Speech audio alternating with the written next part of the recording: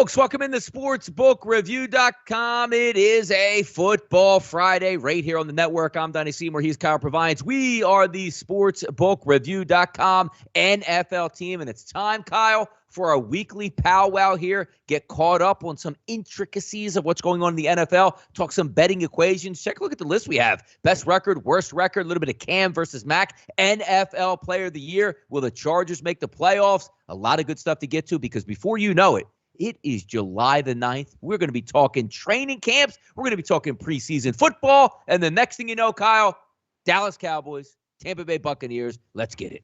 It's coming up so fast, right? Like it seems like we just finished the Super Bowl and we're like, oh, what are we going to do until NFL season starts?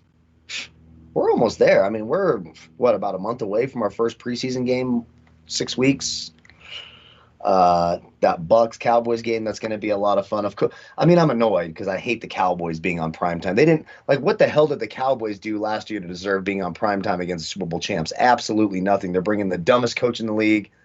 I know Dak's coming back. Upset them. They're going to upset them. Yeah, maybe they will. We'll have to see what those lines end up being, and we might be taking some props there. But, yeah, football season right around the corner. So these shows get more and more and more relevant as we go, and I'm excited for it.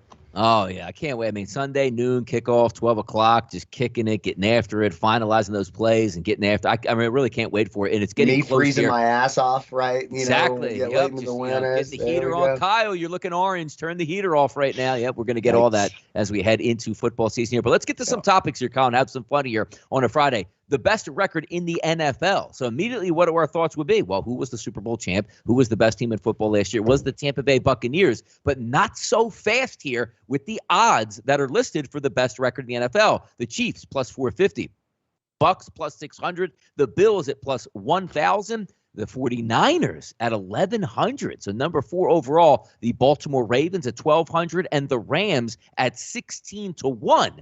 So usually in the NFL, Kyle, it's based on, I don't want to say credibility is the wrong word, but if you're a good football team, they stack the deck against you a little bit. They give you the last pick in the draft, and theoretically they give you the tougher schedule based on how you finished the year before. So looking at the Kansas City Chiefs, they're going to be rebuilt. They're going to have obviously a tougher schedule, theoretically. Same thing with the Bucs. Is there a team lower down? Because it's very easy for us to say, hey, Kyle, Chiefs are going to be really good this year. We know that. Tampa Bay Bucs we know they're going to be really good. Are there any teams a little bit down farther on the list that you can say, you know what, they could surprise here? And using the new 17-game schedule, which really is messing with my mind, who can go it sounds 14-3? It doesn't even sound right, but somebody could go 14-3 this year. What are we looking at? Yeah, so and I don't want to be too much of a homer here, but you mentioned my 49ers. Look, this is a team that set an NFL record for players on injured reserve last year in terms of salary. This is a really, really good team, and if Garoppolo is going to be healthy, I think they make a lot of sense. Again, they're not getting a first-place schedule. They were, bottom of the division, so they're going to have a little bit easier of a schedule. They are absolutely loaded with talent. They have, in my mind, the smartest coach in the NFL, and Kyle Shanahan. The running game should be good. They have plenty of weapons. That defense should be good. They did bring in an insurance policy for this year, at least. It's obviously the future quarterback in Trey Lance, but it's going to be Donnie's Eagles having to deal with Nick Mullins at quarterback this year, not my 49ers, which makes me very, very, very, very happy. But you look at teams like the 49ers, the Rams, the Bills, the Titans, who still have some work to do on that defense, but there's value to be had. It makes no sense to take the favorites in this. First of all, the Buccaneers are going to be another year older. It's a very old football team. Their run through the playoffs was very charmed, if you will. Missed pass interference calls, barely beating Taylor Heineke in the wild card round. Am I ever going to root out or root against Tom Brady and say that he has no chance? Of course not. But I don't see this being a highly anticipated regular season team. I do think the Saints can give them problems in that division, even with Jameis Winston at quarterback, who, spoiler alert, we may talk about later when we get to that comeback player of the year, not NFL player of the year. That would be the MVP. Of course, we're not considering him for that. But I'd stay away from the favorites. I think there's some value on those longer shots. Rams, 49ers, Bills, Titans really stand out to me. Now, here's where I look at this, and you try to break it down and say the reasoning being for the Kansas City Chiefs as the best overall record. I mean, they have the best overall player to me in Patrick Mahomes. But look at the division that they have. I mean, it's like, the Raiders, we'll see. Denver without a quarterback, we'll see. The Chargers, all right, still a young quarterback. Markedly the best team in there is the Kansas City Chiefs, so rightfully so, plus 450. Looking at the Buccaneers, Kyle, the same thing. The Saints are a really good football team. But then you have an iffy franchise in Carolina, and we have a rebuilding team, for what seems to be a rebuilding team, down in Atlanta with a regime change. So let's flip it down. The team I think actually makes the most sense here would be the Buffalo Bills, sitting at 10-1. Yeah. Cam Newton, Mac Jones. Look, New England's going to be better, but they still are looking for a quarterback. Tua Tagovailoa hasn't set the world on fire down in Miami. And then you're looking at a rebuilt Jets team, because when you get a little bit lower, you say, well, Donnie, how about the 49ers, which I like the 49ers? How about the Rams? I like the Rams. How about the Ravens? I like the Ravens. They're all really good teams and should be, upon being healthy in the regular season, good teams. But look at the 49ers and the Rams division. Every single week in the division, Kyle, going up against. So not to say they're not the best overall team is not what we're asking. We're asking the best regular season record, which is so much tougher for those two guys. And the same thing with the Ravens. I mean, we talk bad about the Steelers a little bit. They're still going to be a good football team. You're talking about the Browns. We like to make fun of them. They're still a good football team. And maybe you get a little bit of a push here from Cincinnati. We'll see if they can, get their act back together, their quarterback back. But taking a look overall at the best regular season record here, I do think the two teams that are favored should be favored, but if I'm taking a little bit of a longer shot, I do like the Bills at 10-1. Farther down the list, you can argue who's what and what's what, but just look at those top groups.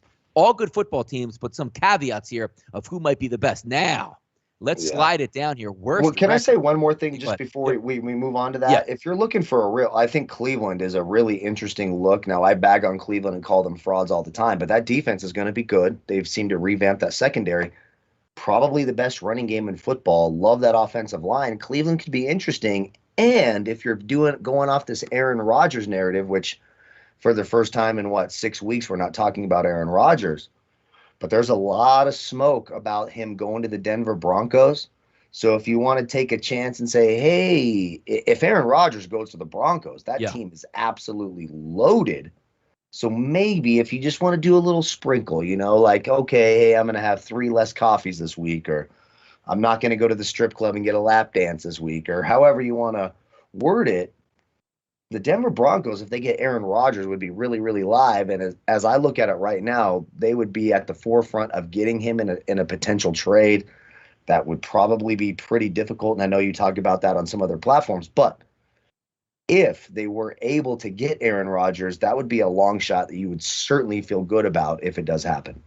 And also, conversely on that, you are getting a flat-out steal on the Green Bay Packers at 25-1 if Aaron Rodgers is their quarterback, because the same thing, Kyle, we talk about tough divisions. All right, let me go over the starters here. Kirk Cousins in that division. Detroit Lions, I think we can laugh at that. You see a guy last year out in L.A. now coming to Detroit. He's supposed to resurrect his career over there with Jared Goff. I don't think so here. And the Chicago Bears, Andy Dalton. So that's another one to look out for. So it's a good piece you bring up, because one team's treasure is one team's trash here, trading back and forth, because the Denver Broncos, I think, are still looking for a quarterback. Same thing, I think, with the Philadelphia Eagles as well. Some moving parts before training camp. Maybe we get some fireworks here over the next couple weeks. But let's get to some, I don't know, for better words here, trash can football teams, as we like to say. Yeah. Now, we will be taking the pain on a lot of these games coming up in the fall, Kyle, because the Houston Texans team totals, the Lions, the Jets, the Bengals, those are the teams that we're going to be looking for. And then it pains to say, because if I get about 6 spots down here on worst record in 2021, it shows my Philadelphia Eagles at 15-1 right now. But the Houston Texans clearly ahead of the field, Kyle, plus 200. The Detroit Lions at plus 400. The Jets at 10-1. The Bengals at 11-1. There are some really bad football teams up top. Is it too easy, though, Kyle, just to say, I'll take the 2-1 on the Texans? Because we do know we get surprise bad football teams, and some football teams actually rise up and play a little bit better. But the thing that's always tough is it doesn't look like Deshaun Watson, Kyle's going to play this year for the Texans. They stunk even with him, right? Yeah, exactly. Hey, where are the Carolina Panthers on that list? Because they're going to start Sam Darnold. Because I'm Carolina Panthers 18-1, just behind those Raiders. That's where I would start, as those Carolina Panthers. We're talking about a Sam Darnold. The Carolina Panthers have done nothing for that defense. Nothing of, that's going to change my mind exponentially in terms of who they are as a football team. That's going to be a bad defense. They're going to run that zone cover 2. I do know Christian McCaffrey's coming back, and spoiler alert, we may be talking about him here in a couple of topics. But the Carolina Panthers, 18-1 there, that's somewhere. So first of all, let's talk about their division. So we sort of mentioned Atlanta rebuild mode. They still have Matt Ryan. They added Kyle Pitts. Yes, they lost Julio Jones. They added Mike Bell, their running game. You could add the shit my dog took this morning to that running game. It's going to be better than what Todd Gurley was last year. So that's a tough division, right? We expect the Saints to be good. They have a good defense. We know there's question marks at the quarterback position. They have the defending Super Bowl champs in their division. The Atlanta Falcons tend to start slow, finish strong, but they still have a veteran quarterback.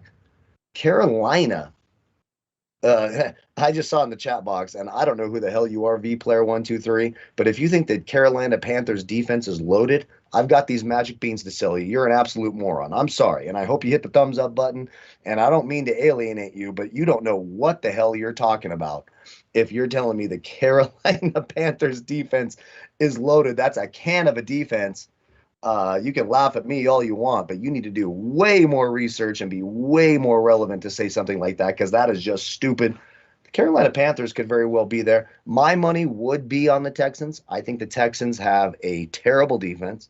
They have absolutely no semblance of a running game. You're going to have David Mills, or I know they signed A.J. McCarron to go there as well, I believe, if I remember correctly.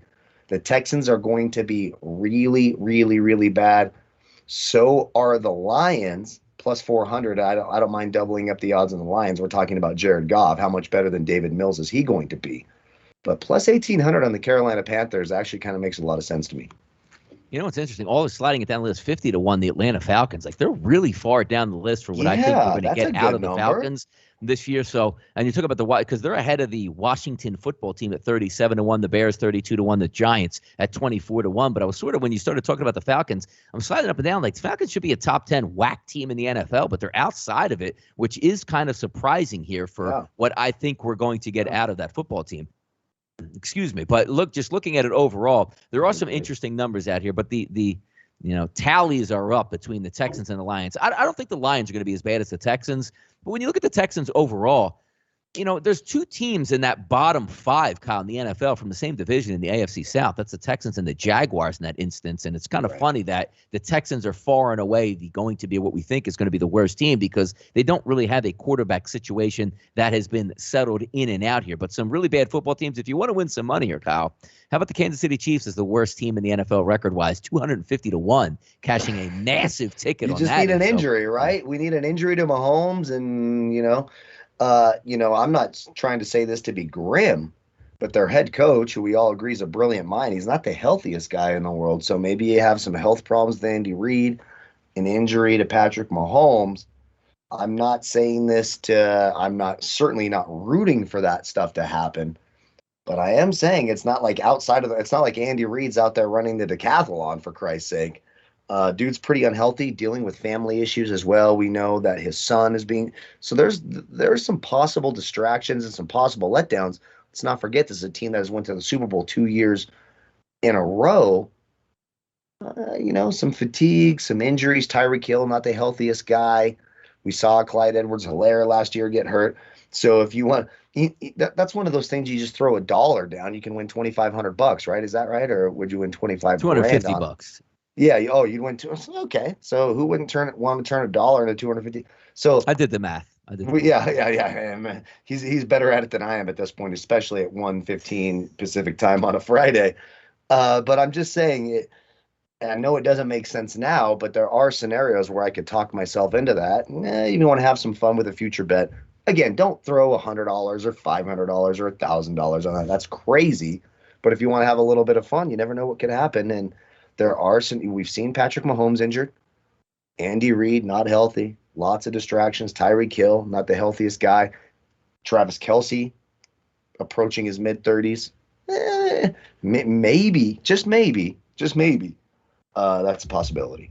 Yeah, there's no shot in that. But by the way, the Cowboys here, 150-1 here, Kyle, to have the worst record in the NFL. Now we're getting into your caliber territory here. You know, head coach, we'll see what happens. Dak Prescott, if his ankle falls off again, and a bunch of calamities here. But you're really trying to dig down. I mean, the NFL, we do get some surprises, but I would be very surprised if some of the better football teams ended up with the single worst record in the NFL. Quarterback time in the offseason here, Kyle, as we move the charts down. Cam versus Mac in New England. Same thing we've been talking about here for the past couple weeks. We don't have a lot of updates and information, but one would assume as each day goes by, you would think Mac Jones is, you know, strengthening his position, so to speak, or closing the gap towards starting with Cam Newton. I still think Cam Newton's going to be the starter come the first couple weeks of the season, but sooner or later you have to hand it over to Mac Jones. You drafted the guy up top in the first round for a reason. There's no reason that Cam Newton is going to be your future quarterback. He's not going to be that. So why not just let roll with Mac Jones?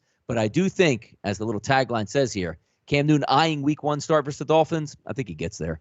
Oh, God. And, I mean, how frustrating is that going to be? So it's no secret on the NFL show, the Patriots were one of my bugaboos last year. They some weeks you're like, hey, they profile nicely. They should be able to score. Cam Newton can't hit the broadside of a barn. And the next thing you know, they're scoring 35 points against the Seahawks, whom at the time was a historically bad defense. They did get better as the year progressed, and we'll have to see what happens with that.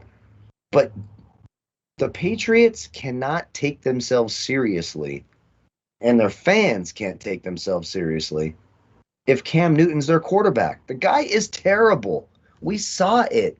He can't drop back 3 steps and hit a slant route. He just can't do it. He's so inaccurate. He's so unable to read the field. His first read is always drop back and run straight up the middle. He seems like a cool guy. Teammates seem to love him. Certainly dresses well. Handsome dude. But in terms of being an NFL quarterback, he fucking sucks. He's god-awful. He's as bad as you can get in the NFL. Like Ben DiNucci, Cam Newton, I trust the team total equally as well. So, no, it needs to be Mac Jones. They need to be doing everything. I was actually surprised that the Patriots weren't on that list for teams being fined for doing the extra workouts. Because if I'm the New England Patriots, if I'm Josh McDaniels, I'm Bill Belichick, all I want is Mac Jones out there throwing passes, getting a rapport. We just saw, look, this is all you need to know. N'Keal Harry, 2nd-round pick, 2 years ago, wants the hell out. It's not because he hates the city or the coaches. It's because he's like, damn, how am I supposed to catch a pass when I have a dude with the arm of a 3-year-old who couldn't hit the broadside of a barn throwing me passes? No one wants to be a wide receiver in that sort of scenario. It's Mac Jones or bust for me. If Cam Newton starts, shame on the Patriots, and I feel bad for you if you're a Patriots fan. And by the way, looking at NFL Player of the Year, it should just read Quarterback of the Year, because the way the MVP is given out, I'm going to go down the list here. I'm going to give you some names first, but we don't see a non-quarterback on this list, Kyle, until 50-1. We're taking a look here at Christian McCaffrey and also Derrick Henry. So if we go down the list in order, Mahomes, Rodgers, Brady, Allen, Prescott, Jackson, Stafford, Wilson, Herbert, Murray, Mayfield, Tannehill, Ryan, Wentz. It keeps going all the way down the list. Wentz is 40-1 to win MVP in the NFL. But as we take a look here, the upper echelon guys, this is who we anticipate, right? You're going to have a big season. What do we expect out of Patrick Mahomes? I mean, legitimately, 50 touchdown passes if he stays healthy, along with that healthy offensive line. Keep in mind also, there's an extra game this year. So now that, oh, man, can he get to 50? You're literally banking on it at this point that guys are going to be throwing for 50 touchdowns because you do get the extra week. Now, granted, if you need it, if you already have the bye week wrapped up, we'll see. But if not, you're playing a full 17, you can hit those numbers. Patrick Mahomes, 2-1 as a favorite over Aaron Rodgers. So Mahomes, 5-1, Aaron Rodgers, 10-1, Tom Brady, 12-1. Now, when I look at this list here, I do think Patrick Mahomes is going to win it just by sheer force of he's going to be able to throw for 1,000,000 yards this year if he does stay healthy. But then again, everybody's predicated on staying healthy. Aaron Rodgers, same thing. We'll see. If he doesn't start the season, obviously that's going to be a damper on his number.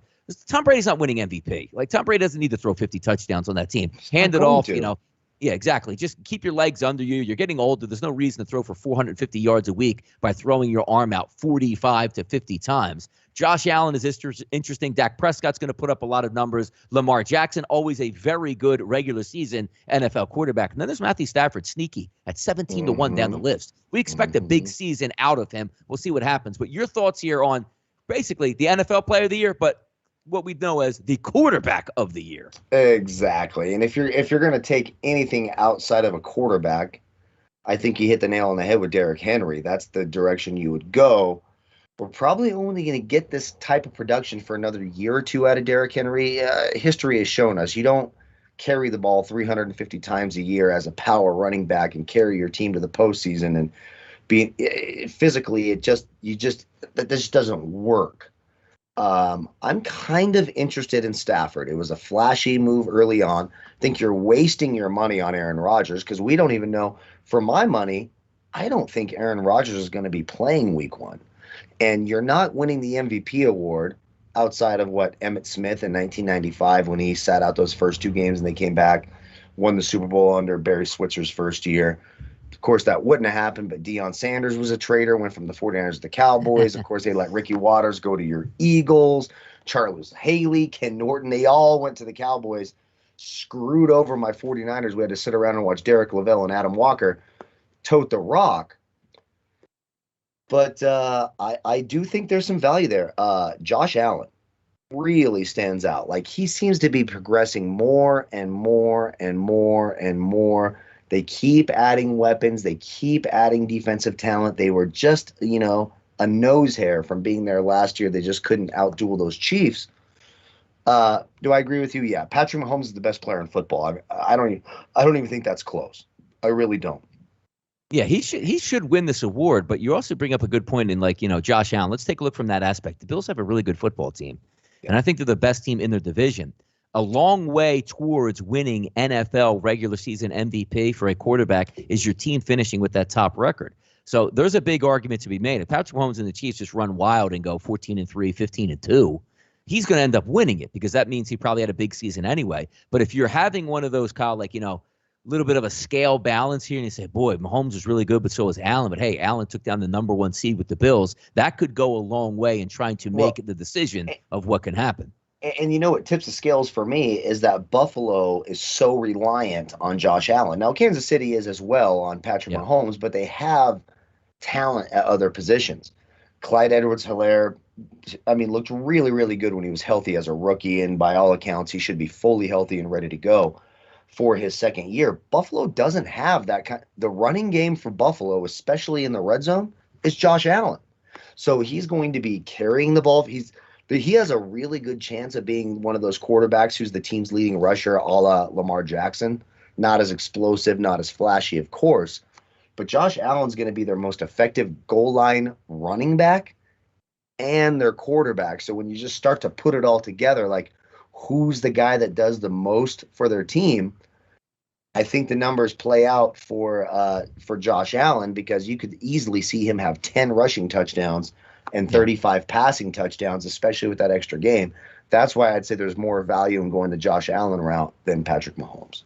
Plus 126 here, Chargers to make the playoffs. And the question is, do you think that's going to take place? If you set the table here, I think the Chargers' biggest problem wasn't even on the field, wasn't even injuries. It was actually the guy calling the plays or the head coach trying to get the team in a mental capacity of saying, we're going to play to lose this game as opposed to play to win this game. Make a couple kicks, make a couple, interesting decisions, as we like to say in the second half. 4th and 1, don't punt, don't give the football back, don't say, I don't know if I want to put my young quarterback in this situation. It's time to go all in. You got a new head coach now in Staley, and I like the way the offensive looks. A solid offensive line. Herbert should progress in his second year, and if he does, he was wonderful as a rookie. You got weapons on the outside, decent tight ends. Austin Eckler still at running back, and you get a lot of pressure on the defensive side out of your line. You're going to get fans back in the stands in L.A. Plus 126, the Chargers to make the playoffs, Kyle. I think they get it done this year. I think they get in just because they might have a coach with a pulse. Exactly. And you're getting all those defensive players back who were hurt last year. You're getting Derwin James back, who, if he is healthy, is one of the elite safeties in football. I loved the Chargers draft.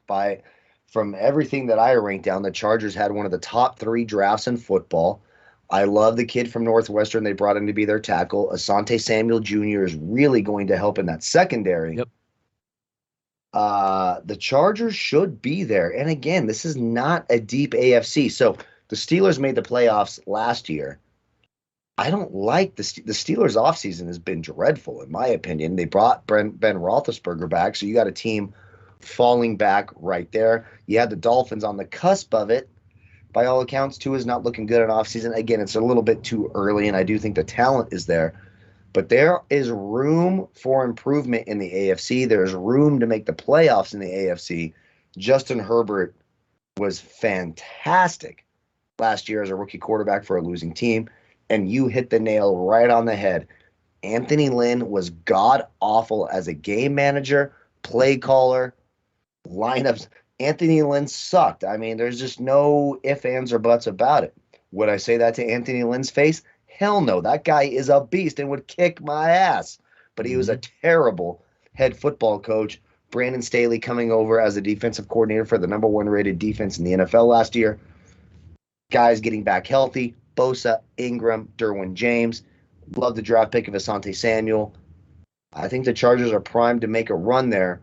The one thing that would give me pause is if the Broncos do indeed figure out a way, if John Elway can find that magic and get Aaron Rodgers, they will instantly become the 3rd best team in that division, which makes it really, really hard to make the playoffs. Yeah, we'll see. We'll see if that does happen. I actually like their schedule here. Taking a look at going game by game quickly here. At Washington, week 1, it's a winnable game. Tough. Home against Dallas, another winnable game. On the road against Kansas City, that'll probably be a loss. But back-to-back home games. Vegas, they should be able to beat at home.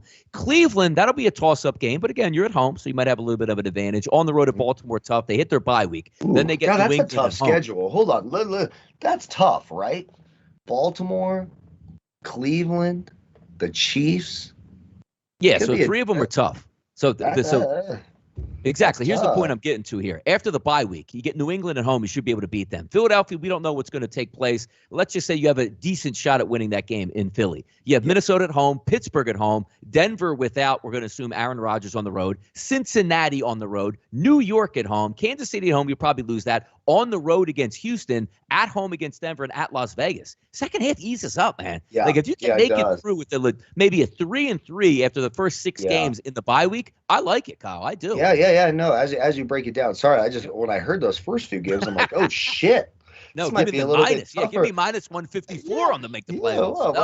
I got a lot of Charger fans as my friends. I spent a long time part of my life down in San Diego. So it's a little bit tough at the start, but you're right. They get out of there 2-4, 3-3. They got a real shot once they get there. And I don't think the AFC is going to be all that tough. We'll have to see how the Colts look with Carson Wentz. We've both talked about that at length. We think Carson Wentz will thrive in that offense and that coaching staff. But when you start to look at teams who could knock them off like the Chargers have talent up and down the board. So it's just how this new coaching staff is. Does Herbert, progress or does he regress? But right now, I would say plus money on the Chargers making the playoffs makes a lot of sense. And as you say that early season schedule, maybe I just wait for them to lose a couple of games early on in the year and get a better number. Yeah. And then capitalize on that later in the season.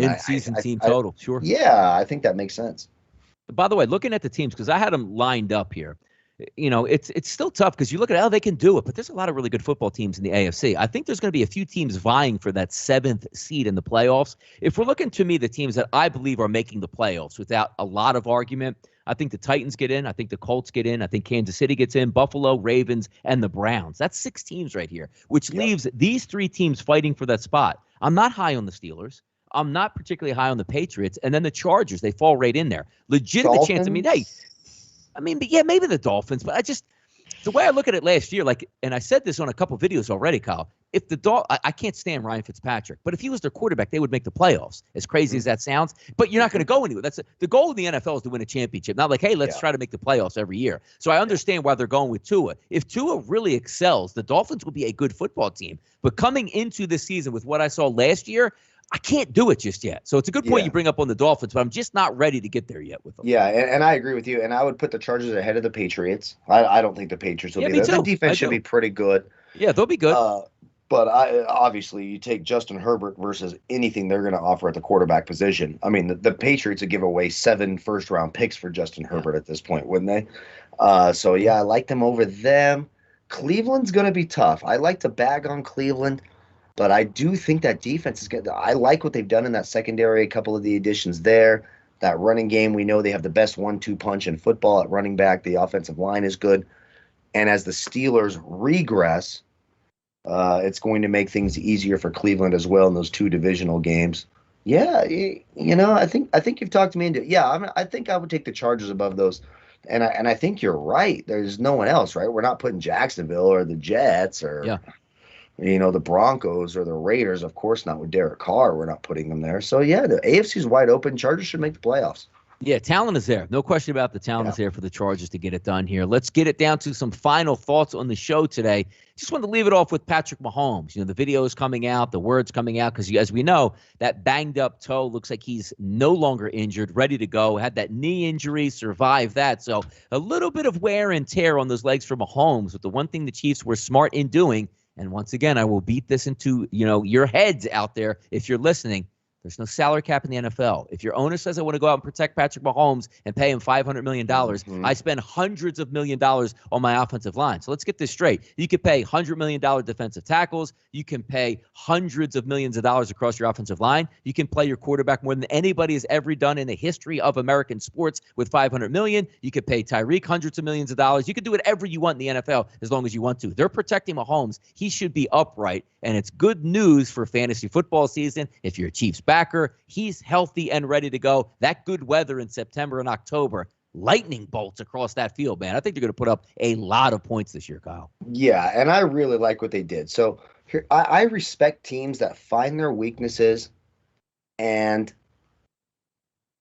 sort it out. So for me, my 6-iron's my worst club in the bag. So when I go to the driving range, I hit 56 irons before I ever walk onto the first tee, because I know I suck with my 6-iron. I can't hit it right. The Chiefs said, hey, we got blitzed in the Super Bowl. We had some injuries, obviously Fisher, etc. They went out and said, we're going to get Orlando Brown. We're going to draft offensive linemen. We're going to sign offensive linemen.